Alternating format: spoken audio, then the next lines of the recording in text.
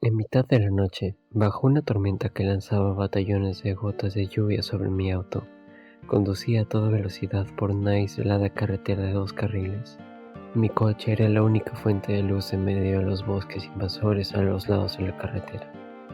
El camino era un territorio familiar, un camino por el que había viajado innumerables veces, pero algo esa noche en particular me resultaba inquietante. Era un poco más de la 1 de la madrugada y acababa de terminar otro agotador turno de noche en el hospital. Cuando comencé a acelerar a 100 metros por hora, tuve una visión inesperada que llamó mi atención en el espejo retrovisor. Dos luces se acercaban rápidamente hacia mí, algo poco habitual en esta aislada vía, especialmente en este momento. Recuerdo haber murmurado entre dientes una mezcla de molestia e incredulidad, mientras el auto se acercaba peligrosamente, casi siguiéndome de cerca.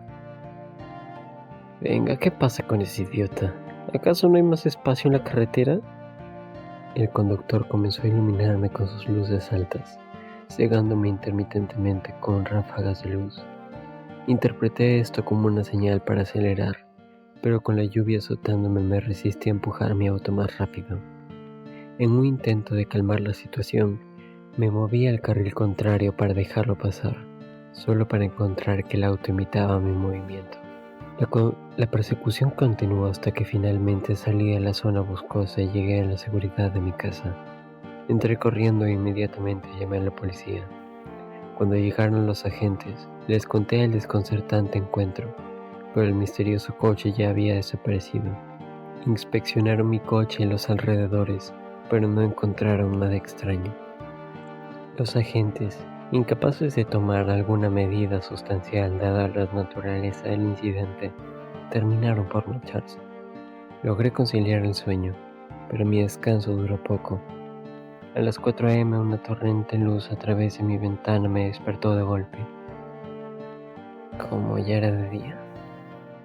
Después de mirar la ventana, pronto me di cuenta de que eran las mismas luces altas que ahora proyectaban un espeluznante y ardiente resplandor naranja en mi habitación. Llamé a la policía nuevamente, pero el auto había desaparecido cuando llegaron. Los mismos agentes, ahora visiblemente irritados, realizaron un control a medias y se marcharon ofreciendo poca ayuda. La mañana siguiente trajo más confusión. Recibí una llamada del hospital, informándome abruptamente del despido, y luego me colgaron cuando intenté preguntar por qué. Cuando intenté devolver la llamada, el número de teléfono estaba desconectado. Decidido a buscar respuestas, conduje hasta el hospital, solo para encontrarme con una barrera infranqueable de conos anaranjados y un árbol caído que bloqueaba el camino directo al hospital. Frustrado y sin energía para encontrar una ruta alternativa, regresé a casa con la intención de abordar el tema de mi último sueldo más tarde. Esa misma noche, y todas las noches de la semana siguiente, volvieron las luces altas, cada visita a las 4 a.m., intensificando mi sensación de pavor. El coche estaba en silencio, y siempre desaparecía antes de que llegara la policía, que ahora estaba convencida de que yo estaba inventando la historia. A medida que pasaron los días, me envolvió una sensación surrealista de aislamiento. Mis redes sociales parecían congeladas en el tiempo, y mi página para ti no se actualizaba. No pude comunicarme con nadie por teléfono, y en su lugar encontré un pitido de un número desconectado. Dejé de ver los autos pasando por mi barrio y ya no veía a nadie caminando por las calles. El mundo exterior parecía inquietantemente ausente, salvo las visitas nocturnas del misterioso coche. La policía dejó de responder a mis llamadas y la ciudad parecía cerrarse sobre sí misma, con obras de construcción cortando el acceso a las carreteras, incluida mi propia calle. A medida que pasó el tiempo, mi memoria comenzó a fallar.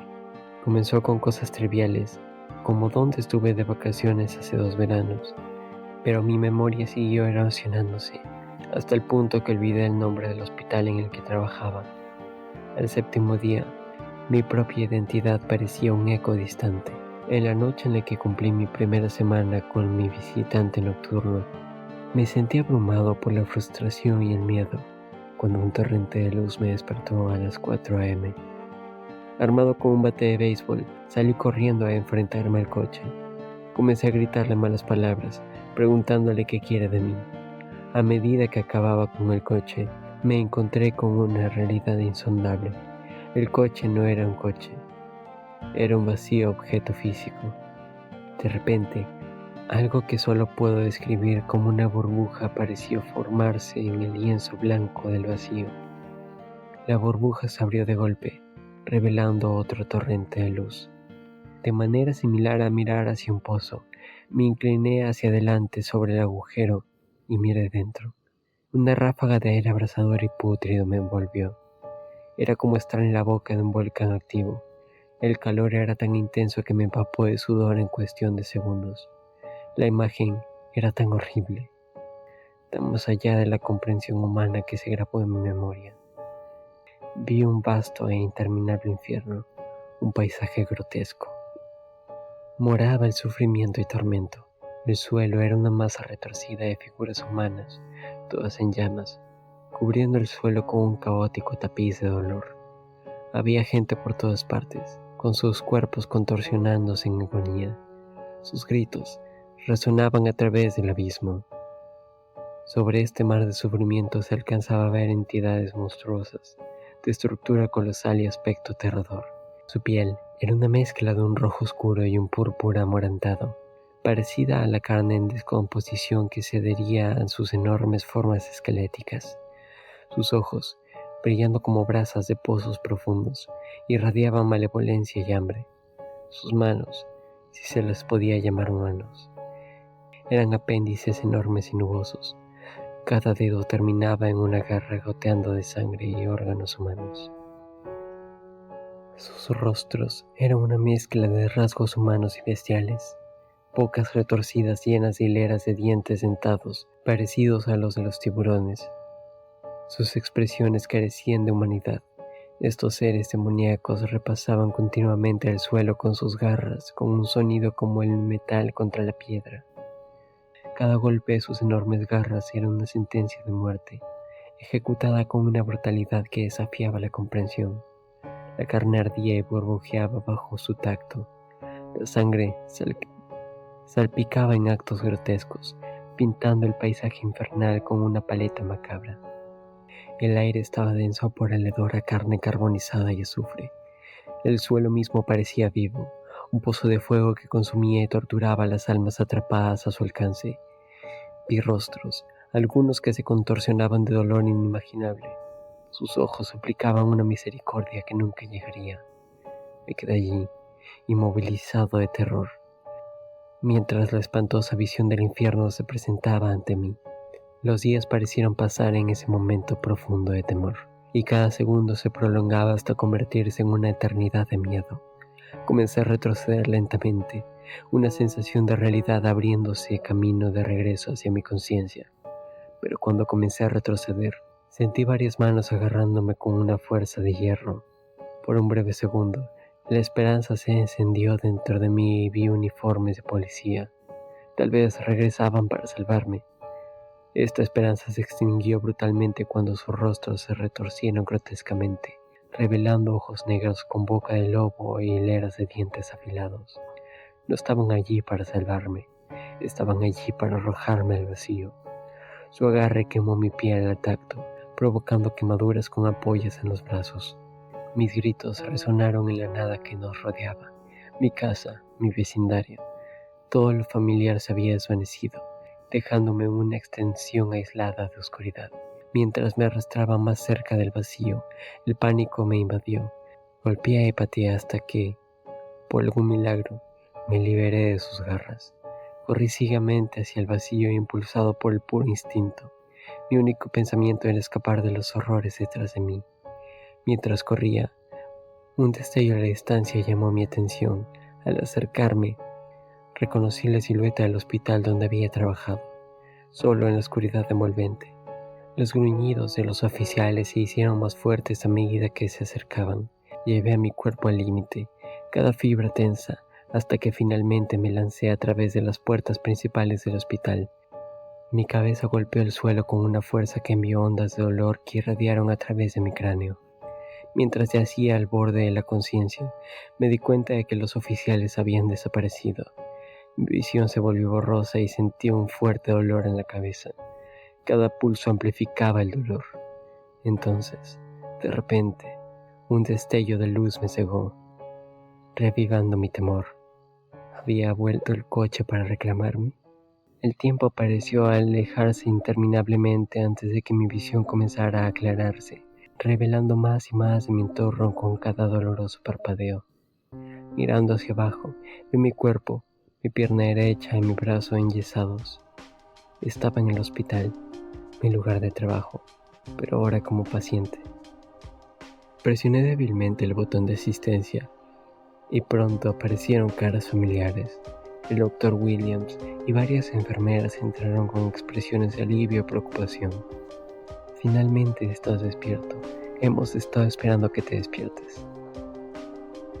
Estoy seguro de que estás confundido acerca de lo que estaba pasando. Tuvimos una tormenta muy fuerte esta noche. Después de tu turno, debes haber quedado atrapado, porque tu coche fue encontrado estrellado contra un árbol al costado de la carretera. 2 agentes lograron encontrarte y te trajeron poco después aquí. Esas palabras describieron una realidad completamente diferente a la que había experimentado. Se produjo confusión cuando mencioné mi despido. Me aseguraron de que tal despido nunca había ocurrido.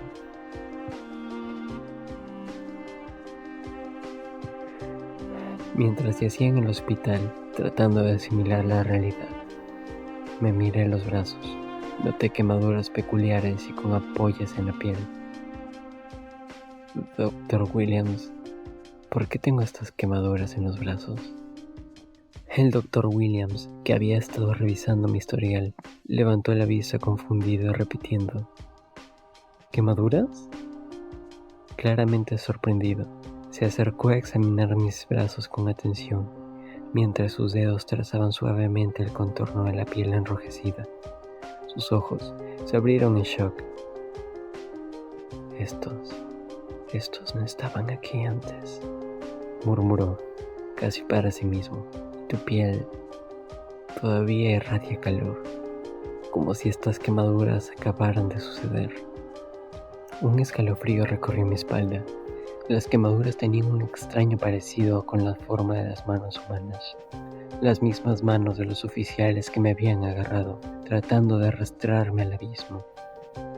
La comprensión flotaba pesadamente en el aire entre nosotros, mientras el Dr. Williams luchaba por encontrar una explicación lógica para las quemaduras.